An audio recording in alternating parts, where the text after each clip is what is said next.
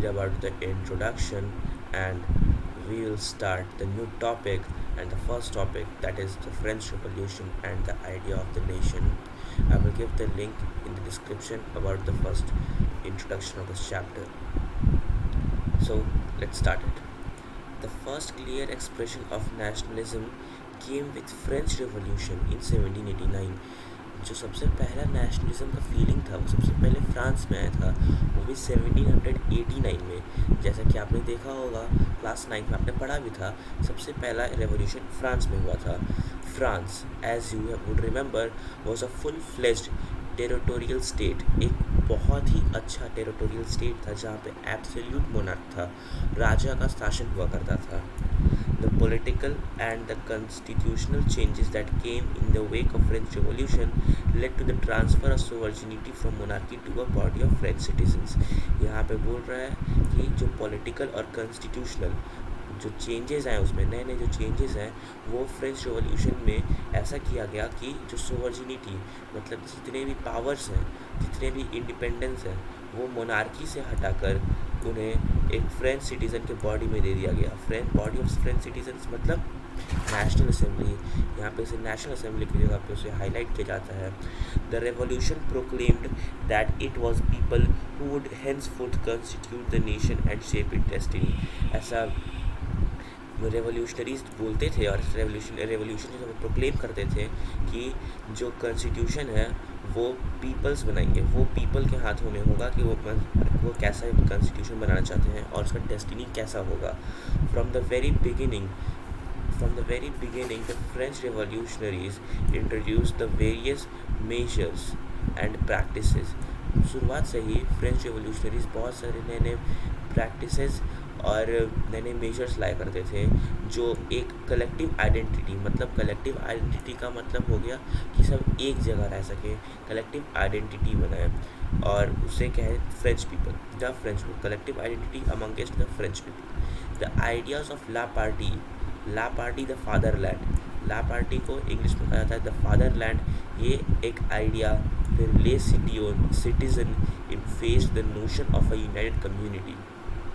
ऐसे ideas notion create करते थे जो यूनाइटेड कम्युनिटी के हों और सारे लोग इंजॉय करें equal rights under a constitution. A new French flag the try colour was chosen, एक नया फ्रेंच फ्लैग, फ्रांस का नया फ्लैग, नया झंडा लिया गया जो ट्राई कलर, एक तिरंगा था जो मतलब फॉर्मल रॉयल स्टैंडर्ड्स, मतलब पहले के राजा शासन में जो पहले की फ्लैग थे उसे हटाने के लिए। The estate generals were elected by the body of active citizens and renamed as National Assembly. जैसे कि मैंने भी बताया था आपको कि sovereignty body of French citizens को मिल गई थी मोनार्की से हटकर। तो जैसे यहाँ पे आपने पढ़ा था the monarchy to a body of French citizens, वही यहाँ पे फ्रेंच सिटीजन्स का बॉडी के बारे में बात कर रहे हैं। द एस्टेट जनरल्स हुआ करते थे राजा के समय में, जिसका नाम बदल कर एक्टिव सिटीजन से फिर से वोटिंग कराया गया और उसका नाम बदल कर अब नेशनल असेंबली रख दिया गया है, मैंने आपको बताया होगा। The new hymns were composed, oaths were taken and martyrs were commemorated, all in the name of nation। नए पोएम, नए गीत और बहुत से गाने सब लिखे गए जो सिर्फ और सिर्फ नेशन के नाम पे थे, मतलब सब फ्रांस के नाम पे थे। देशभक्ति वाले पोएम, देशभक्ति वाले गीत, ये सब लिखे गए। A centralized administrative system was put in the control of uniform laws and citizens। एक centralized administrative system बनाया गया जो अच्छे से एक यूनिफॉर्म लॉ बनाए, फॉर्मुलेट करे, बनाए सारे सिटीजन्स के लिए विद इन इट्स टेरिटरी, इस अपने टेरिटरी में। Internal custom duties and uses were also abolished. ये सब चीज़ें की गई थी कि लोगों को लुभा सके और लोग उनके अगेंस्ट रेवोल्यूशन करें। इसी के लिए इंटरनल कस्टम ड्यूटीज़ मतलब अंदर के टीथ टेल ये सब कम कर दिया गया और मेनोरियल ड्यूजेस जो हुआ करते थे उन्हें भी हटा दिया गया। Uniform system and a uniform system of weights and measures were adopted। एक uniform system weights and measures का अडॉप्ट किया गया। जैसे कि मैं आपको बताने वाला था कि यूनिफॉर्म सिस्टम ऑफ वेट्स क्या होता है, जैसे कि अलग अलग यूरोपियन स्टेट्स अलग अलग जगह पे ना सारे एक के जी का वैल्यू अलग होता है। जैसे एक बल्गेरिया में चल गए तो 1 किलो का वहाँ पे वैल्यू होगा 978 ग्राम, दूसरे जगह चलो ब्रुसेल्स में चल गए, वहाँ पे होगा 994 ग्राम। तो ये सब जो चेंजेस होते थे वैसे ही फ्रांस में भी हुआ करते थे। तो इसे हटाकर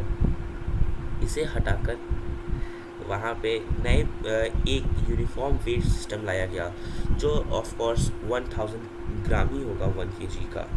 regional dialects were discouraged and French as it was spoken and written in Paris became the common language of the nation.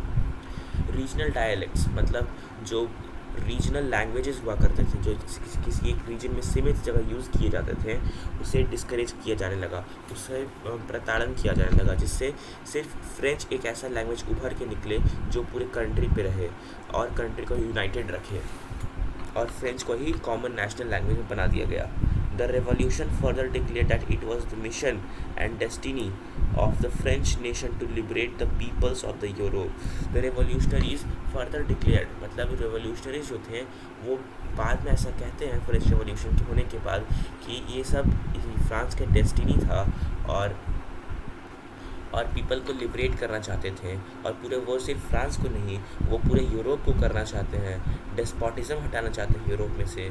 In other words to help other peoples. यहाँ पे आप देख सकते हैं कि the destiny of the French nations to liberate the peoples of Europe from despotism, in other words to help other peoples of Europe to become nations. इसके अलग तरीके से कहा जाए तो वो अलग दूसरे लोगों को भी हेल्प करना चाहते हैं एक नेशन बनने में, to become a nation. When the news of the events in France reached the different cities of Europe, students and other members of educated middle classes began setting up Jacobins Club. जब ये सब बातें अलग अलग शहरों में जाना start हुई और अलग अलग यूरोप के शहरों में जाना स्टार्ट हुए, तो बहुत सारे students middle class liberal middle class वाले लोग सब जैकोबिन क्लब बनाने लगे। Their activities and campaigns prepared the way of French armies which moved into Holland. उनके एक्टिविटी और उनके कैंपेन्स जो बनाए थे फ्रेंच आर्मी वो होलैंड में भी जाने लगे। Holland, Belgium, Switzerland and much Italy in 1790s। मतलब ये इससे इतने सारे कंट्रीज़ इन्फ्लुएंस हुए थे कि वो भी कुछ अपने कंट्री के लिए कर सकते हैं, वो भी अपने कंट्री में रिवॉल्यूशन ला सकते हैं। With the outbreak of revolutionary wars, the French armies began to carry the idea of nationalism abroad. इसका रेवोल्यूशन का जो आउटब्रेक मिला इस रेवोल्यूशनरी वॉर का, उससे फ्रेंच आर्मीज़ ने सोचा कि इस आइडिया को बाहर भी ले जाया जाए, जैसे इस नेशनलिज्म की फीलिंग को अब्रॉड भी पहुंचाया जाए, मतलब दूसरे देशों में भी पहुंचाया जाए। तो ये देख सकते हैं ये यूरोप है हमारा, ईस्टर्न यूरोप, सॉरी मैंने गलती की, ये वेस्टर्न यूरोप है। Within the wide swathe of territory that came under his control, Napoleon set introducing many reforms he had already introduced in France. जैसे कि आप जान सकते हैं एक बड़े एरिया में, स्वेथ ऑफ टेरिटरी मतलब एक बहुत बड़े एरिया में, that came under his control, जो नेपोलियन के कंट्रोल के नीचे आता है, उसमें उसने बहुत सारे नए नए रिफॉर्म्स लाए, और जो रिफॉर्म्स लाए जो पहले से ऑलरेडी इन फ्रांस में मतलब वो इंट्रोड्यूस किए हुए थे, through a return to monarchy. आपने भी जाना होगा कि डायरेक्टरेट और नेशनल असेंबली में जो कंट्रोवर्सी हुआ करते थे उसी का फ़ायदा उठाकर नेपोलियन आया था, जो एक कूप लेट किया था। कूप से वो एक वहाँ का डिक्टेटरशिप लाया, और डिक्टेटरशिप से डेमोक्रेसी तो हट गई, वहाँ पर मोनार्की आ गई। Through a return of monarchy, Napoleon had no doubt destroyed democracy in France. जैसे कि अभी मैंने बताया वो डिक्टेटरशिप किया तो डेमोक्रेसी तो होगा नहीं, तो वो नो डाउट वो डेमोक्रेसी वो डिस्ट्रॉय कर दिया। But in the administrative field he had incorporated revolutionary principles. But in the administrative fields, मतलब एडमिनिस्ट्रेटिव फील्ड में ये बहुत सारे नए नए रिवॉल्यूशनरी प्रिंसिपल्स लाए थे in order to make whole system rational and efficient, कि इससे सारे सिस्टम मतलब सारे एडमिनिस्ट्रेटिव सिस्टम्स रेशनल और एफिशिएंट बने, कुछ प्रॉब्लम ना हो। The civil code of 1804 usually known as Napoleonic code, ये याद रखिएगा, नेपोलियनिक कोड को ही सिविल कोड ऑफ 1804 कहा जाता है। This code did away all privileges based on birth। ये सारे प्रिविलेजेस को जो बर्थ के बेसिस पे हुआ करते थे, जो क्लर्जी और नोबेलिटी को मिला करते थे, उसे हटा दिया गया। स्टैब्लिश्ड इक्वालिटी, ये इक्वालिटी स्टैब्लिश किया before the law and before law. Established equality before the law मतलब लॉ के सामने सारे लोग बराबर होंगे, कोई राजा कोई मंत्री कुछ नहीं होंगे, सब बराबर होंगे। And secure the right to property, और ये राइट टू प्रॉपर्टी का जो राइट था इसको सिक्योर किए, जो लोग इंजॉय कर सके। This code was exported to the regions और अंडर द फ्रेंच कंट्रोल। ये बहुत सारे रीजन्स में एक्सपोर्ट भी किया गया जिसपे नेपोलियन कब्ज़ा किया था। उन सारे जगहों पर इस रूल को एक्सपोर्ट किया गया। In Dutch Republic, in Switzerland, in Italy and Germany, Napoleon simplified administrative divisions, abolished the feudal system. तो नेपोलियन बहुत सारे कंट्रीज के छोटे छोटे पार्ट ले चुके थे, जैसे कि आपने पढ़ा Dutch Republic, Switzerland, Italy, Germany. Napoleon simplified administrative divisions and abolished the feudal system and freed peasants from the serfdoms and manorial dues. इसमें नेपोलियन ने से बहुत सारे एडमिनिस्ट्रेटिव डिविजन्स को सिंप्लीफाई किया, सारे फ्यूडल सिस्टम्स को अबॉलिश किया और peasants and freed the peasants from serfdoms and manorial dues. जो मेनोरियल ड्यूजेस हुआ करते थे, जैसे यहाँ पे महलवारी सिस्टम आपने 8th क्लास में पढ़ा होगा महलवारी सिस्टम के बारे में, वैसे वाले वहाँ पे मेनोरियल ड्यूजेस हुआ करते थे। और सर्वडम्स, इन सबको हटा दिया गया। इन टाउन्स टू, शहरों में भी जो गिल्ड हुआ करते थे, मतलब एक सोसाइटी जैसा आप कह सकते हैं, गिल्ड को कहते थे सोसाइटी। रिस्ट्रिक्शंस वर रिमूव्ड, गिल्ड में रिस्ट्रिक्शंस जो हुआ करते थे वो हट गए। Transport and communication systems were improved, जो बिजनेसमैन को बहुत हेल्प किया करते थे। और जैसा कि आप जान सकते हैं कि बिजनेस मतलब मिडिल क्लास जो हुआ करते थे वो ज़्यादातर बिजनेसमैन, प्रोफेशनल्स यही सब हुआ करते थे। तो इसी के लिए ये ऐसा काम किया जिससे मिडिल क्लास को रिवॉल्यूशन करने को मजबूर ना कर सके।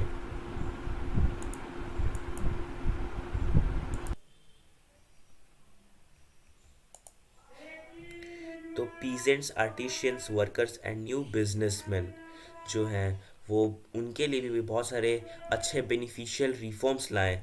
और इन दे इंजॉयड मतलब सारे peasants, businessman enjoyed a new found freedom. वो नया फ्रीडम जो उन्हें मिला था वो बहुत इंजॉय कर रहे थे। Businessmen and small scale producers of goods and particular began to realise that uniform laws, standardised weights and common national currency would facilitate the movement of exchange of goods and capital from one region to another। जो businessman थे और small scale producers, छोटे मोटे जो factories चलाया करते थे, उनके गुड्स के लिए ये बहुत अच्छा था जो एक स्टैंडर्डाइज्ड वेट्स बनाए थे। जैसे कि उनके लिए 1 kg हुआ करते थे 989 की, और वही कहीं और पे 950 हुआ करते थे। तो उन्हें कहीं ना कहीं छोटा मोटा लॉस हुआ करता था। तो इसी सब को वो कवर करने के लिए एक स्टैंडर्डाइज्ड वेट बनाया नेपोलियन ने। करेंसी सारी जगह का एक बनाया, जिससे थोड़ा इन सब चीज़ों से ना यूनिटी बढ़ती है। अलग करेंसी रहे तो लोगों में थोड़ा ऐसा आता है फीलिंग कि वो हमसे अलग है, लेकिन अगर करेंसी हर जगह की सेम रहेगी तो यूनिटी में वो हेल्प करती है। जैसे लैंग्वेज भी बहुत हेल्प करता है। आपने पढ़ा होगा कि फ्रेंच रेवोल्यूशन समय ही रीजनल डायलेक्ट्स को हटाकर एक एक सिर्फ बनाया गया लैंग्वेज, दो था फ्रेंच, जो पूरे कंट्री में पढ़ा जाता है अब। तो वैसे चीज़ों से यूनिटी बढ़ती है। And standardise the measures and common national currency would facilitate the movement of exchange of good. और ये जो कॉमन नेशनल करेंसी था, क्योंकि अलग अलग करेंसी रहते तो अलग अलग करेंसीज के अलग अलग वैल्यूज़, कहीं इनसे भी कहीं ना कहीं लॉसेस या फिर कुछ प्रॉब्लम होते रहते, कॉम्प्लिकेशन होते रहते हैं। तो इन सब को हटाने के लिए एक करेंसी बनाया गया जो सारे बिजनेसमैन और स्मॉल स्केल प्रोड्यूसर्स को मूवमेंट, सारे जगह पे मूवमेंट करने में हेल्प करेगा। और इन्हीं सब के लिए ये बहुत खुश हुआ करते थे। However the areas conquered, the reaction of the local population of French rule were mixed. लेकिन कैसे भी थे तो जहाँ जो जो एरिया हराए गए थे, जो नेपोलियन के कब्ज़े में थे, वहाँ पे नेपोलियन के बारे में सारी बातें मिक्स हुआ करती थी। मतलब कोई अच्छा सोचता था, कोई बुरा सोचता था। Initially in many places such as Holland, Switzerland, as well as certain cities like Brussels, Mainz, Milan, Warsaw, and the French army were welcomed as harbingers of liberty। मतलब इन सारे जगहों पर फ्रेंच आर्मी को हार्बिंजर्स माना जाता था। हार्बिंजर्स का मतलब होता है अग्रदूत, कोई ऐसा दूत जो लिबर्टी लाया जाए। तो इसी को कहा जाता है हार्बिंजर्स ऑफ लिबर्टी, लिबर्टी के दूत।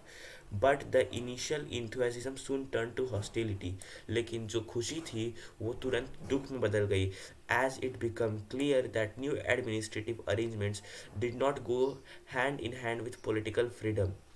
कि इतने सारे जो उन्हें राइट्स मिले, इतने सारे जो उन्हें एडवांटेजेस मिले, उन सब के अलावा उन्हें राइट टू फ्रीडम या राइट टू पॉलिटिकल राइट्स कुछ नहीं मिले, जो उन्हें बहुत बुरा लगा था तो ये सुनकर। इंक्रीज्ड टैक्सेशन, टैक्सेशन बढ़ा दिए गए, सेंसरशिप कर दिया गया। सेंसरशिप करने से क्या होता है कि सेंसरशिप करने के बाद आप, अगर आप राजा हैं किसी जगह पे या डिक्टेटर्स हैं, तो आप सेंसरशिप लगाने के बाद आप कुछ भी पूरे देश में जो नए नए पब्लिश हो रहे हैं, नए बुक, न्यूज़पेपर्स, कुछ भी, तो आप उन्हें देखेंगे, और अगर उस डिक्टेटर के अगेंस्ट में कुछ लिखा होगा तो उसे मिटा दिया जाएगा। Force the conscriptions into the French army is required to conquer of the rest of all Europe, and all seem to overweigh the advantages of administrative changes। और फ्रेंच आर्मीज को फोर्स किया जा रहा था कि पूरे यूरोप को हराने के लिए, all seem to outweigh the advantages of administrative changes, सारे एडवांटेजेस और एडमिनिस्ट्रेटिव चेंजेस को आउटवेट करने के लिए। अब हम लोग दूसरे टॉपिक में